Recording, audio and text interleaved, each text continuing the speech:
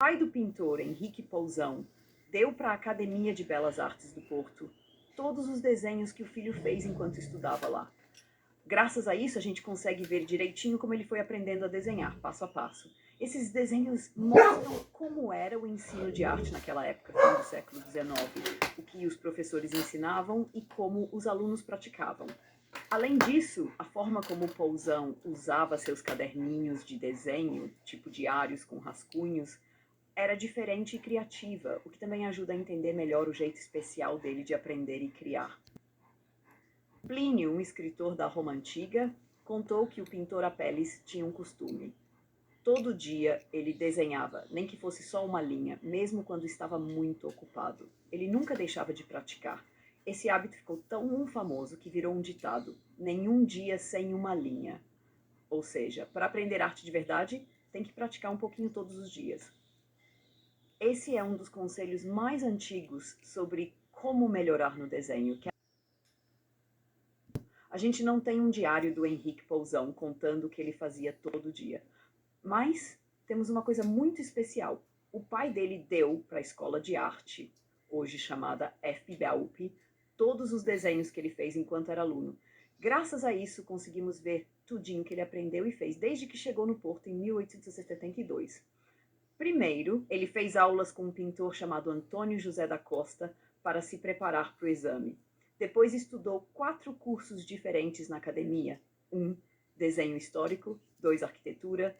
3, escultura. 4 e, por fim, pintura. E também temos desenhos dele feitos mais tarde, quando ele estudou em Paris, com bolsa de estudos. É como se a gente tivesse uma linha do tempo em desenhos mostrando como ele virou artista. Henrique Pousão começou a estudar arte com só 13 anos, quando foi para o Porto. Ele ficou estudando e desenhando até morrer, ainda jovem, com 25 anos. Foram 12 anos de muita prática e evolução.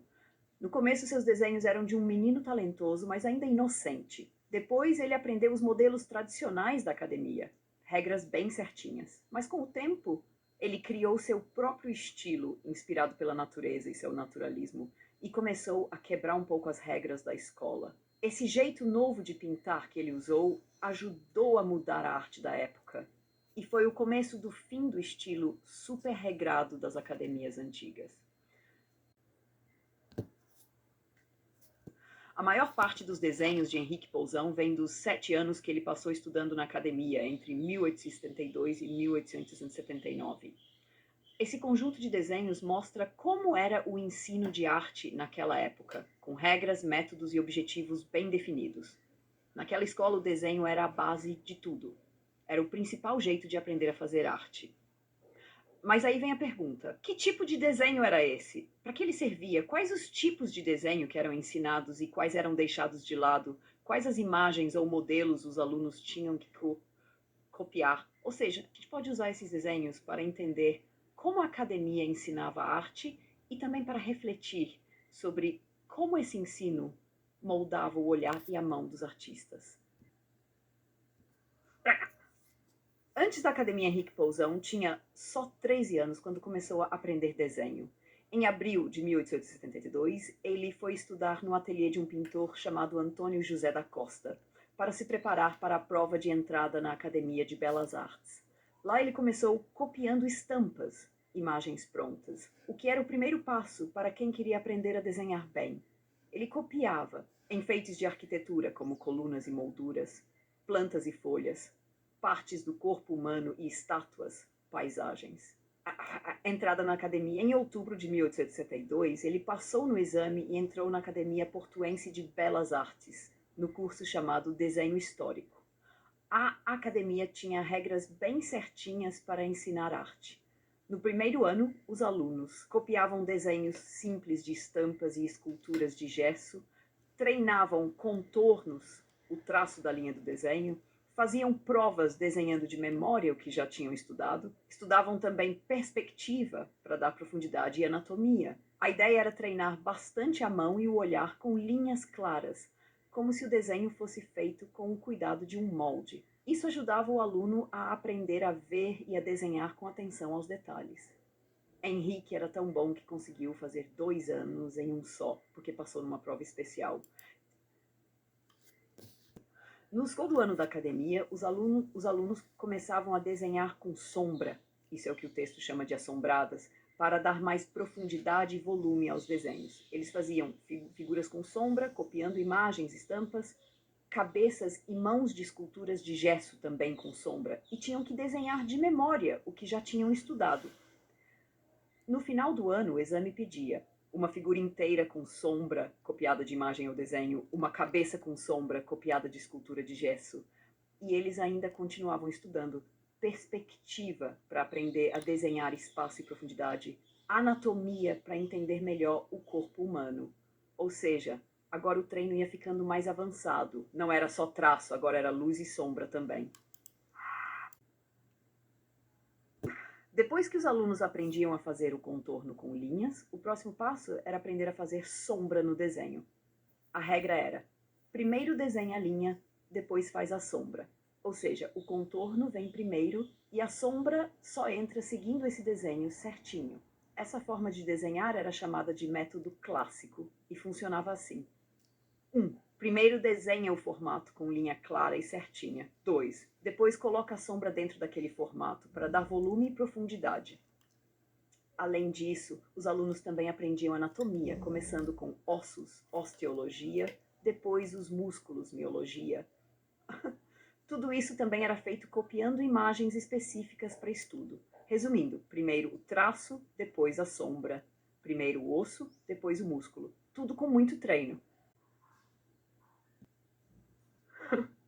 No terceiro ano, os alunos já estavam mais avançados e faziam desenhos de troncos e braços, pernas com sombra, usando esculturas de gesso como modelo, desenhos de composições clássicas, imagens famosas antigas, copiando com muito cuidado os contornos e marcando sombras em blocos simples, tinham que refazer de memória tudo o que já tinham aprendido. No exame, precisavam desenhar uma composição clássica com linhas e sombras do jeito ensinado, e um tronco de escultura mostrando 2 desenhos, um com os ossos, 2, outro com os músculos. Como aprendiam o corpo humano? Era difícil, então eles aprendiam em etapas. Primeiro desenhavam as partes do corpo separadas, tipo mãos e pés. O tronco.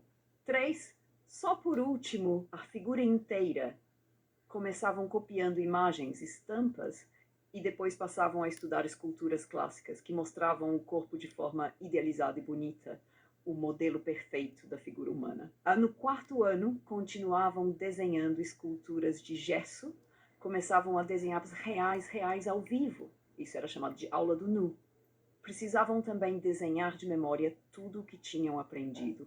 Eram incentivados a usar cadernetas de desenho para observar e desenhar coisas da vida real.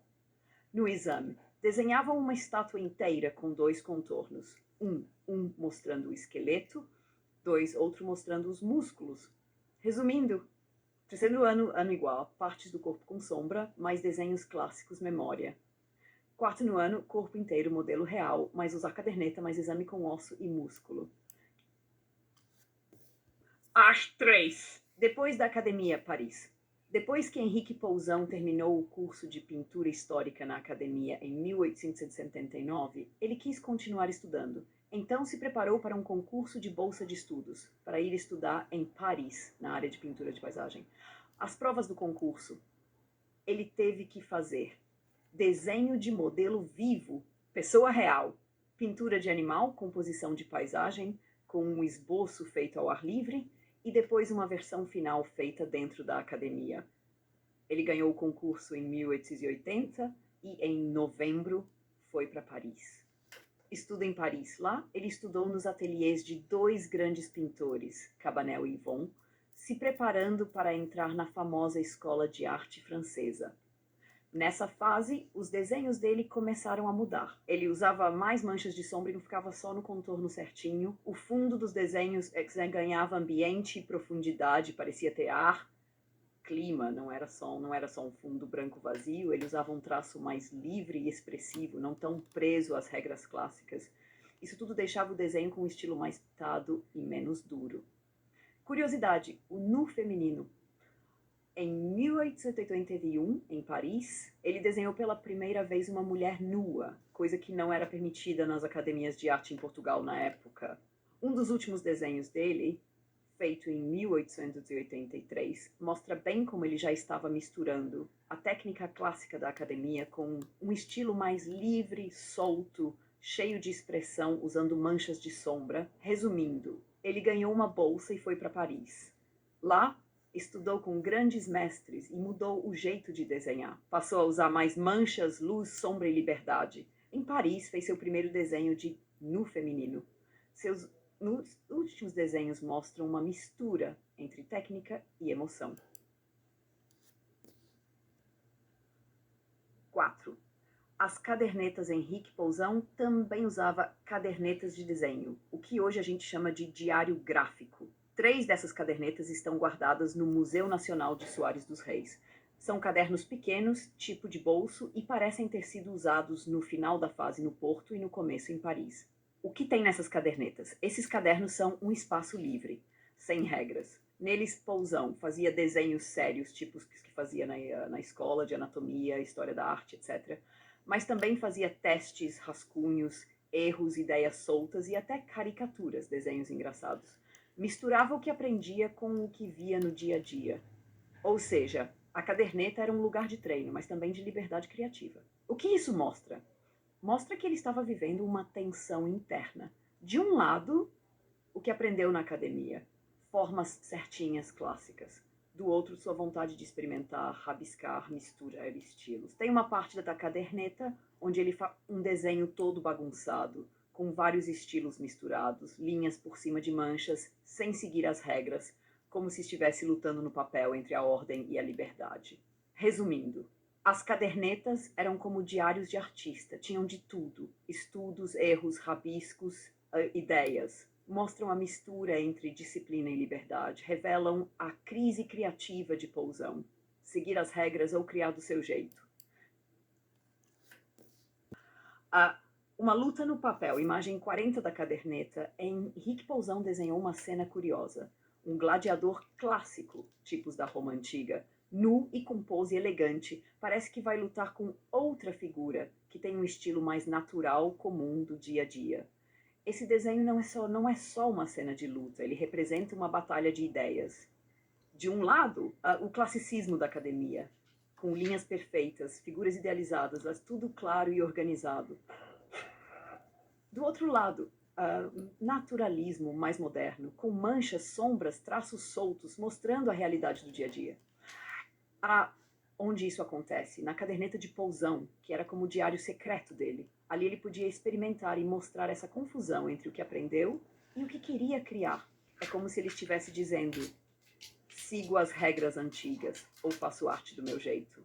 Resumindo, Poussin desenhou uma luta simbólica entre 2 estilos de arte, o antigo com regras e o novo, mais livre. Essa luta mostra o conflito que ele vivia como artista. Ele expressava isso nas suas cadernetas, que eram um espaço livre para pensar, sentir e desenhar.